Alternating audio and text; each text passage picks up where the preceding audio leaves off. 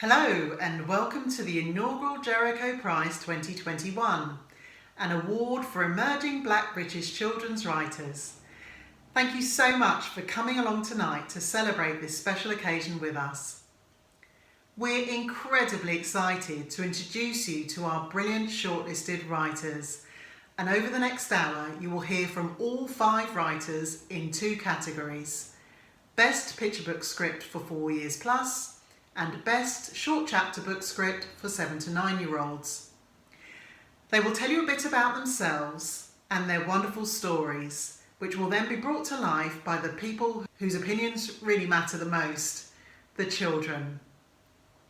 But before we get to that, I'd like to take a moment to acknowledge everyone who entered the competition.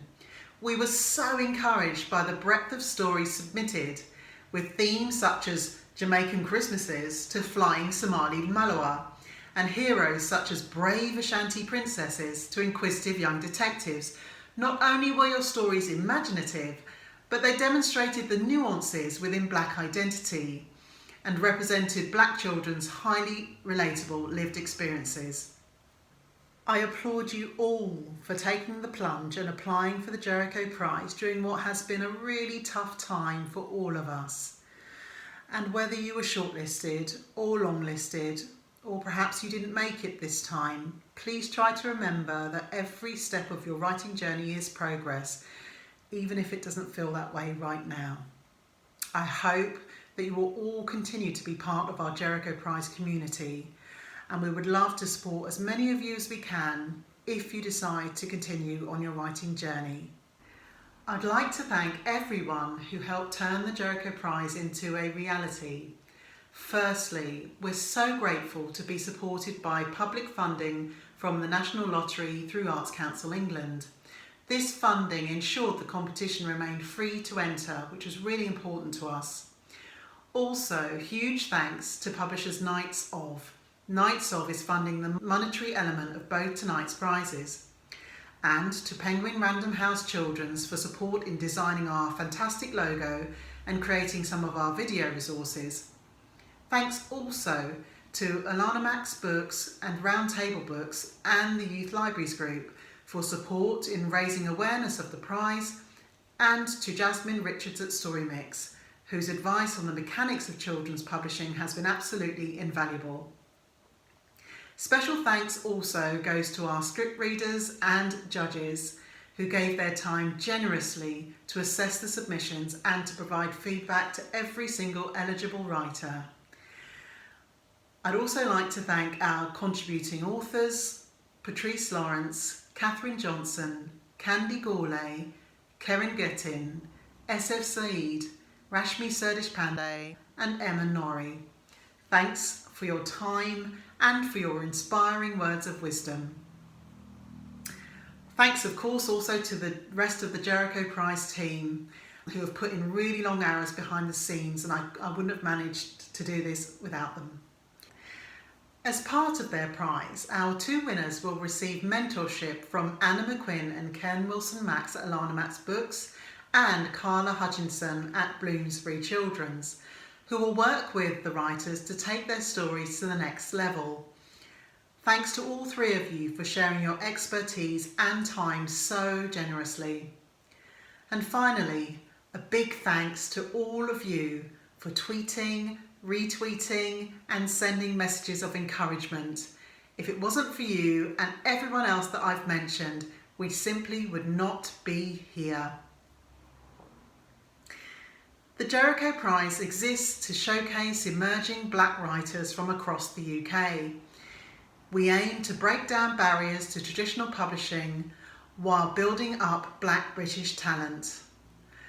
But more than this, our long-term aim is to get more Black creators' books into the hands of primary school children. But this vision is not new. People have been at this for decades. I'm thinking of people like Errol Lloyd, Verna Wilkins, Grace Nichols, John Agard, the Huntleys and New Beacon Books. I could go on and on. These people are legendary Black British authors, illustrators, publishers and booksellers who knew the importance of including authentic representations of Black people in children's literature.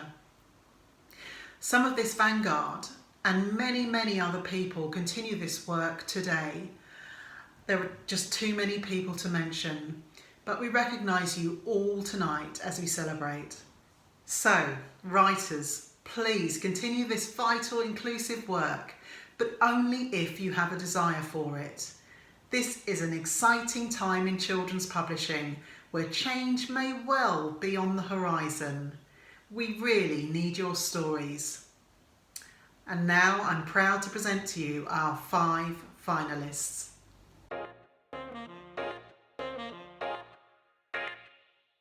My name is Cabbi Charles and my picture book manuscript is called Dion's Sunshine Surprise. My name is Diane Ewen and my picture book manuscript is called Music in Your Bones. My name's Seymour Lavine and my picture book manuscript is called Callie and Flo and the Fantastic Feather. My name is Ellah Dannell and my short chapter book manuscript is called Sunflower Blossom and the Little Fairy Garden. My name is Abimbola Salami and my short chapter book manuscript is called Mandy Must Go.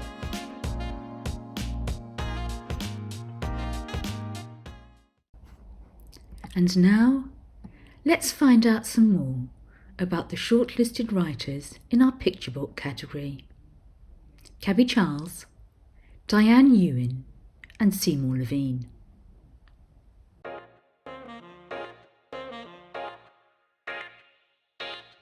I've always enjoyed reading, but it wasn't until I became a parent and reading lots of picture books that I started thinking about writing.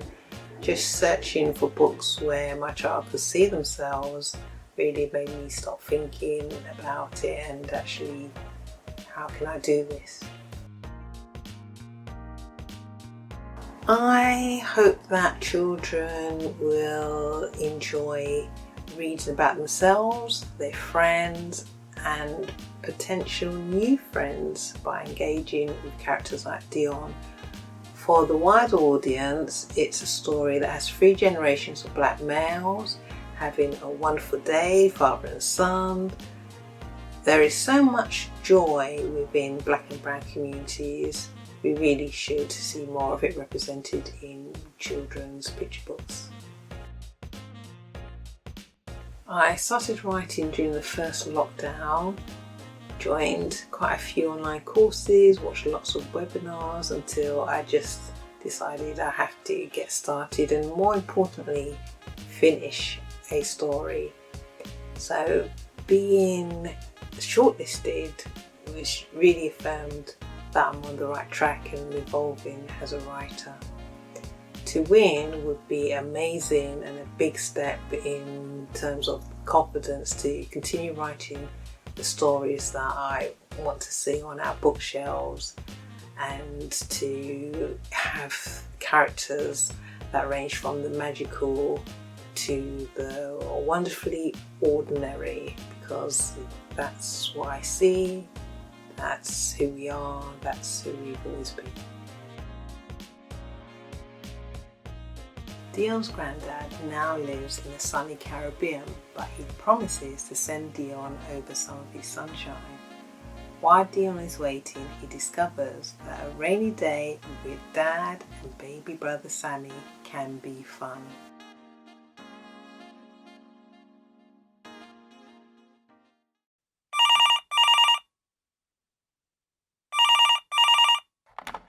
Grandad Cyril called from his home across the ocean on a Caribbean island where it was bright, hot and sunny. "Never mind, Dion, I will send you a little of our sunshine," said Grandad Cyril. "Yes, please," said Dion. Dion was so excited. He found his sunglasses along with his sandals and got his water squirter ready. Then he watched and waited again, until finally just the moon appeared. "I'm sure Grandad will send it tomorrow," yawned Dion as he climbed into bed. The next morning, as Dion ate breakfast, the dark clouds were still up in the sky. "When is Grandad's sunshine coming?" asked Dion. "It's on its way," smiled Dad. At lunchtime, the clouds were still there. "Don't worry," said Dad. "It will be here soon." But all Dion could see were more grumpy-looking clouds. He was not impressed.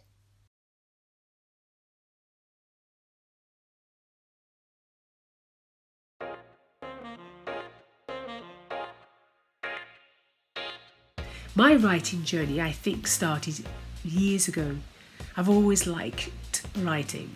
And I think the first thing I wrote was a poem, a very tiny poem, which was about 5 lines long.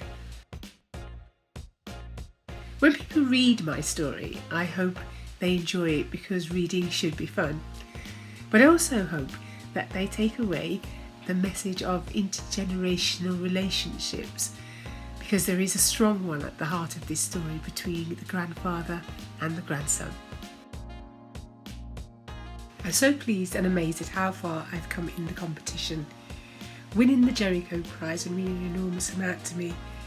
It would give me that boost in confidence that I need to continue in my writing career. My story is about a little boy who absolutely loves music. Now, he's tried playing a few musical instruments in the past, but he's never quite connected with any of them. Now, a school concert is on the horizon and he'd really like to take part, but he's got this problem. What musical instrument should he choose to play? In steps his grandfather, who introduces him to a new musical instrument that he's never seen before. An instrument that his grandfather used to play back in the day.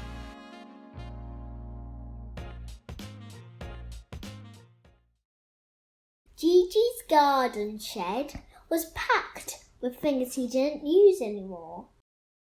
He lifted a dusty sheet, and underneath it was something Winston had never seen before. Gigi stood behind the metal pan and reached for a pair of wooden sticks.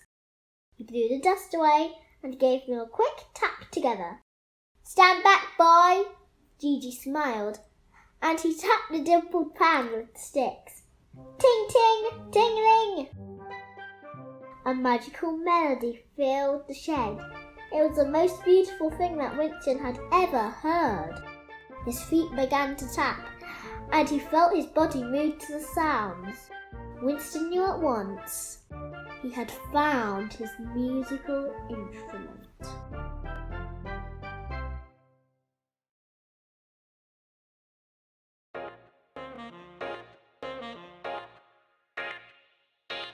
Growing up in the UK, there were very few books with positive representations of black characters. So, I basically made my own. I wrote and drew my own comic books with characters who looked like me, who were centered in those stories. And so when I became a dad, I realized that it was so important for my kids to have that connection with their Caribbean heritage. That included through stories about my mother, their grandmother, and my grandmother as well.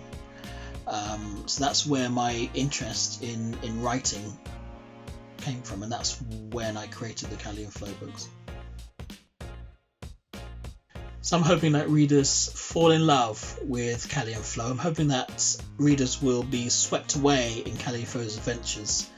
And I'm hoping that all across the world, kids will be chanting, "Callie and Flo, here we go!" Just like my kids do when I read the book to them. Firstly, I am so excited to be shortlisted for this prize. If I were to actually win, it would mean so much to me, because I'd be able to develop my writing and to continue to tell stories about their adventures in the Caribbean, where kids who look like Callie and Flo are the heroes. So this story is about two sisters who get magically transported back in time to experience their grandma's heyday as a Caribbean carnival dancer.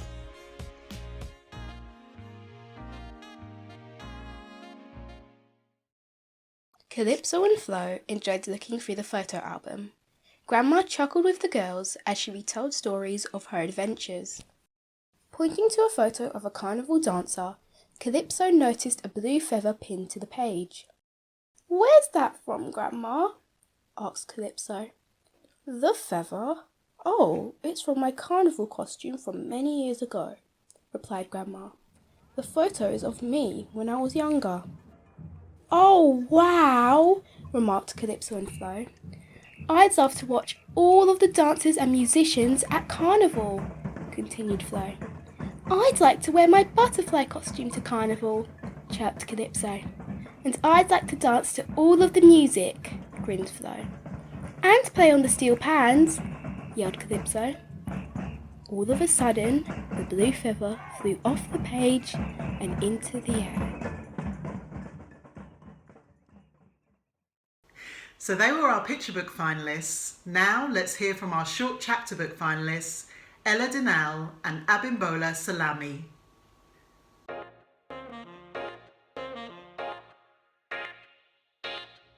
I have always been interested in storytelling, but I didn't start writing until I was around 11 or 12. I hope readers will gain a sense of magic from reading my story, and seeing the magic in everyday things, like a garden.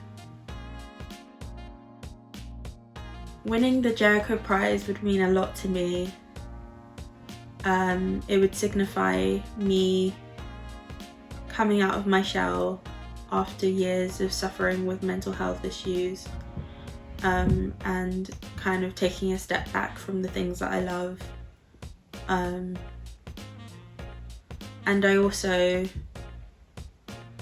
it would mean a lot to me that I get to share some of the magic that my late grandmother shared with me when I spent time at her house. During the summer before year 6, Abigail goes to stay with her grandmother. One day, her grandmother tells her a secret, that fairies are living in the garden.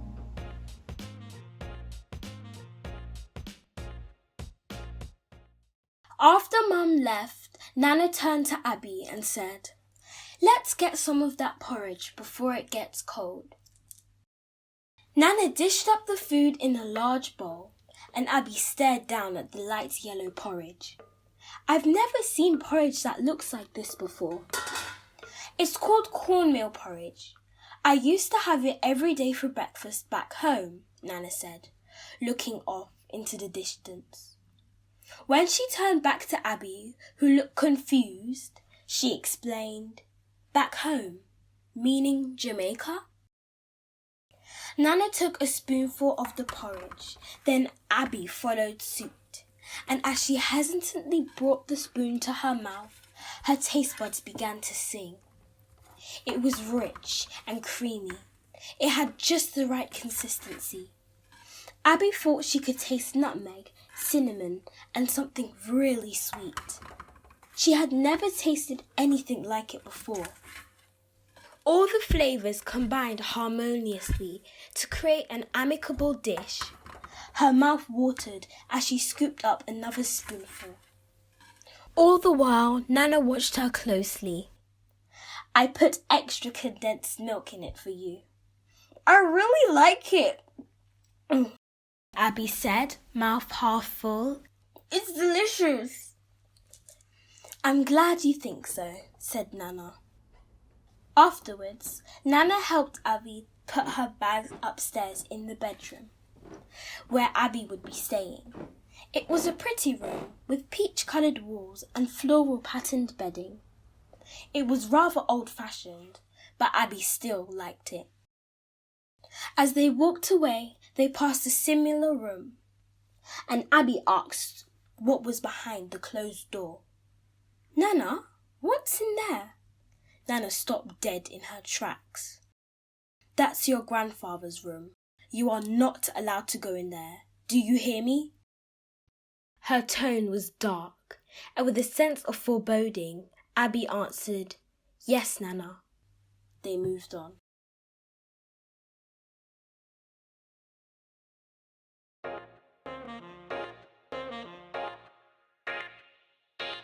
My interest in writing started when I was in secondary school. I've always been a big reader, but it wasn't until I studied The Colour Purple and had to write my own story that I realised that words can be really powerful, and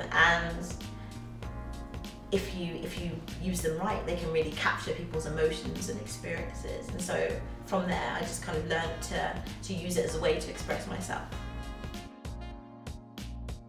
I hope that child readers will be able to laugh a little bit, but also to be able to relate and to recognise that your culture or your personality or the way you look, whatever it is, whatever quirks that you may have, are things to be celebrated and to be embraced, and you shouldn't have to be embarrassed of them or let anybody make you feel less than because of them. Winning the Jericho Prize would be a huge confidence boost for me. I have always kind of written in my own free time, but that's for my own personal pleasure. And if I was to win, it would be a huge confidence boost and help me to kind of recognise that my writing is quality, and hopefully it can get better and I'd be able to get the feedback to get it out there and really hone and better my craft. My story is about a young Nigerian girl called Abidemi who struggles to come to terms with her differentness. And it's not until the arrival of her over-the-top, eccentric, painfully embarrassing Auntie Mandy that she's able to come to terms with it and to embrace it and to recognise that it's something to be celebrated.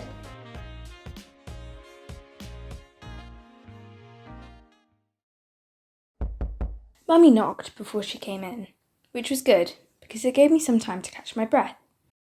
When she entered, she had a nervous look on her face and was wringing her hands together. She went on for what seemed like hours, moving from my bed to the window to the cushions in my book corner and back again. Every other word was, well, that's how Mummy speaks when she's nervous. By the time she was finished, which was actually only 5 minutes later, I understood just 3 things. 1. Auntie Mandy was coming to visit. Auntie Mandy is Daddy's older sister. I don't remember much about her because I was only young when we left Nigeria, but I do remember that she was kind and took care of me and would buy me ice-cold Ribena and steaming hot puff-puff whenever we went out together. 2. Auntie Mandy would be staying for 3 weeks. I'm not the best at maths, but according to my calculations, 3 weeks means she'd be here for my birthday party. I'm not sure whether to be delighted or worried, but as long as Auntie Mandy's quiet and doesn't draw attention to herself, I don't see why things wouldn't go to plan.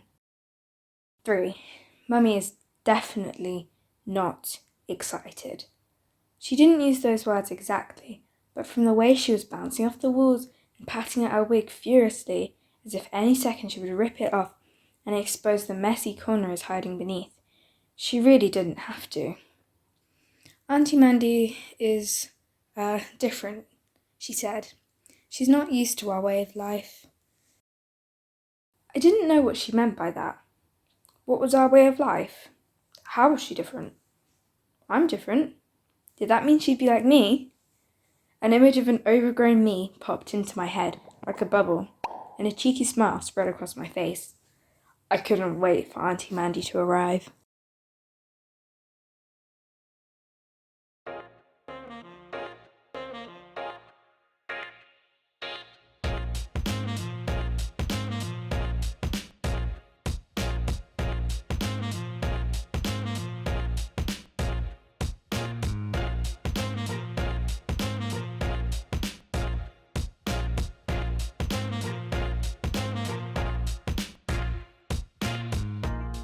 thanks to our brilliant readers, Sade, Adam, Jadzia and Lily. And thanks again to our partners for their generous support. It's very nearly time to announce the 2 winners. And just to remind you, each winner will receive £500 cash funded by Knights of, editorial consultancy from Anna McQuinn or Carla Hutchinson, and the picture book winner will also receive art direction from Ken Wilson Max. If the books are eventually published, and we very much hope they will be listed by inclusive-led bookshop Roundtable Books in their physical and online stores. So now it's the moment you've all been waiting for. Over to Rachel Davis, one of our judges, for the big announcement. Hello everyone. I hope you can all hear me now. Firstly, I'd like to say to all 3 finalists that you are all winners in our eyes, and you should feel really confident in your writing. And how amazing was it to hear the children reading the stories tonight? I'm so glad that everyone got a taste of these finalists' brilliant stories. So congratulations, and thank you for giving Jo, Ebony and I the chance to read and judge your texts. All 3 stories had a grandparent relationship, and it was really lovely to see how they'd been done in your own unique way, and it worked really well. I just wanted to say a couple of words on each of the final texts. So this is coming from Jo, Ebony and I. Callie and Flo and the Fantastic Feather by Seymour. We were all captivated by the magic feather, and we saw huge series potential, and I can absolutely hear children chanting, Callie and Flo, here we go. We loved experiencing Carnival through the intergenerational eyes, and the writing was beautiful. Music in Your Bones by Diane Ewen. This story felt fresh and authentic, and we loved the excitement of a child discovering a steel pan. The musical vibe throughout left us all feeling happy and gave a real sense of joy. Diane's Sunshine Surprise by Cabbi. There was a beautiful innocence about this story, and we really liked the use of technology to bring families together that felt so relatable to children today. And we also really loved the subtle hints of the science of the rainbow, and really liked the use of some sort of narrative non-fiction within that text. So as you can see, and you've heard tonight from the brilliant samples, Jo, Ebony and I had a very difficult decision, and it wasn't easy to make. And all 3 finalists, as part of the prize, will also get a 30-minute Zoom with me to either talk about the stories and go through the longer feedback that we're going to give them, or just to talk about the publishing industry more generally. But now, with absolutely no more ado, it's my great honour to announce that the overall winner of the inaugural Jericho Prize for Best Pitch Book Script is Diane Ewen for Music in Your Bones. Congratulations. I'd like to ask you all to come off mute if you can, so we can give Diane a big round of applause. Diane, are you with us? Diane, are you with us?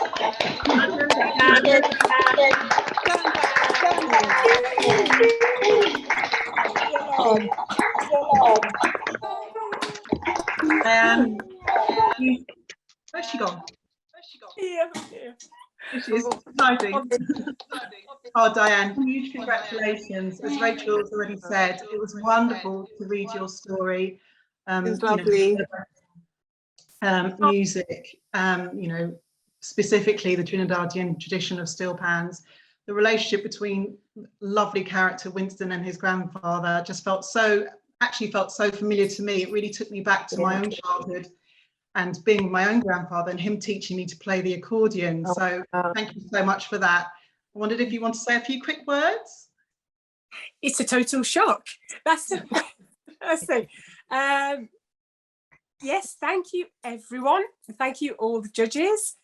Thank you for creating this prize. I feel like I'm at the Oscars. You are. Yeah, I'd like to say, congratulations to the other 2, Cabbi and Seymour. And I'm just flummoxed because I hadn't written anything, because I thought, that'd be tempting fate. So just generally thank you to Adam for reading it, and thank you to you for creating it, and thank you to the judges. Thank you. Oh, you're welcome. Thank you. Thanks for that. Okay. Right.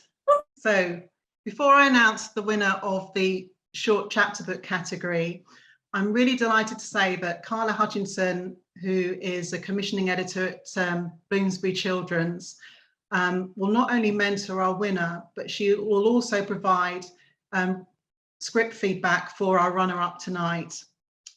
This is a fantastic opportunity that I don't think many new writers would get to have. So we are so thrilled that Carla has been able to offer this for our runner-up.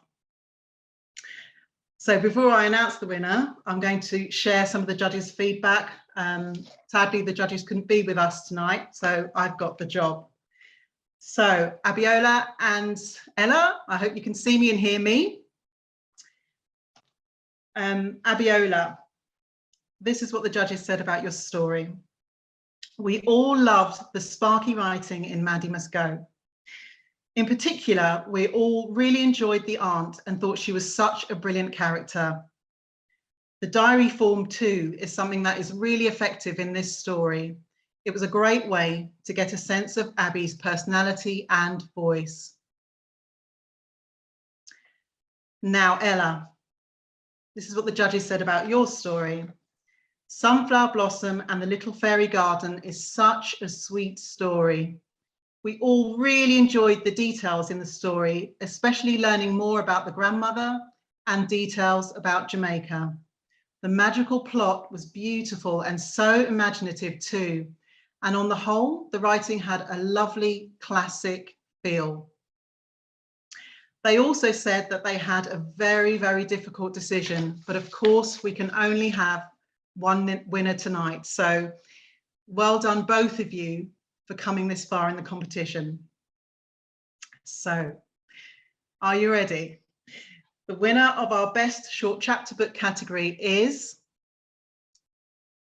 Abimbola Salami for Mandy Must Go. Can we all, I'd like to ask you to come off mute again so we can all give Abimbola a huge clap, please.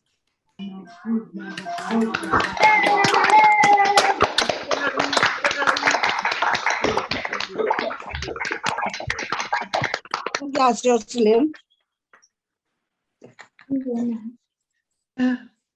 Congratulations. I can't see you, but I hope you can hear me. I'm right here. Oh, she's here. Where is she? Not sorry.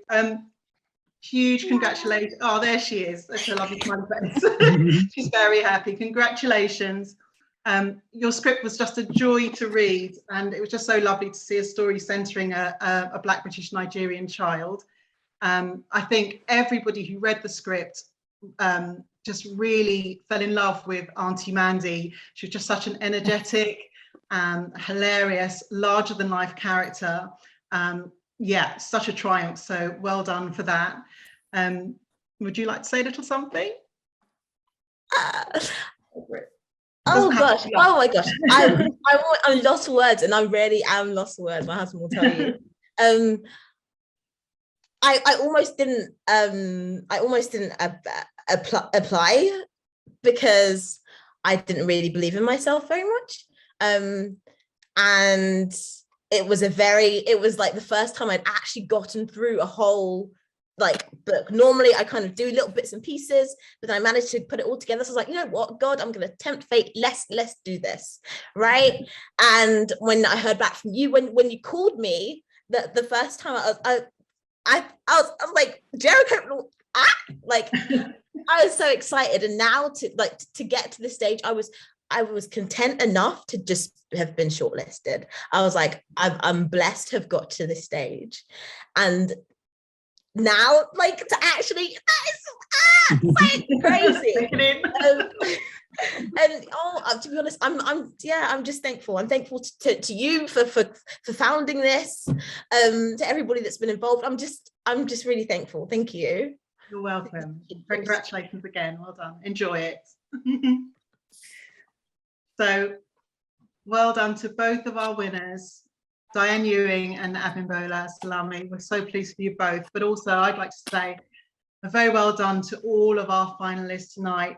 You know, having got to know you over the last month or so, having chatted to you all, it's been, you know, not only are you really talented creatives with such potential, but you're all just really lovely human beings, and it's just been a privilege getting to know you all. I really hope that the mentoring and the feedback that you receive after tonight is going to really help you to progress your writing.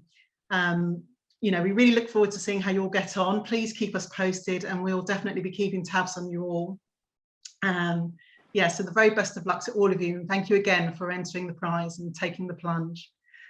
Yeah, so Louise, you got anything on the chat that we'd like to share? Yes, we've had some really great feedback and some lovely comments. I think people in particular really appreciated the children who were reading out the stories. I think they really brought them to life with the fabulous sound effects. Davina said that it was absolutely beautiful and she couldn't stop smiling all the way through, so that was lovely. And we've also had some comments about the titles, which I thought was really intriguing, because the titles are really what grabs the attention on the bookshelves in the shops. And Donna said that she wants to read them all just after hearing the titles. Oh, that's brilliant. Oh, thanks for the feedback, everybody. That's great.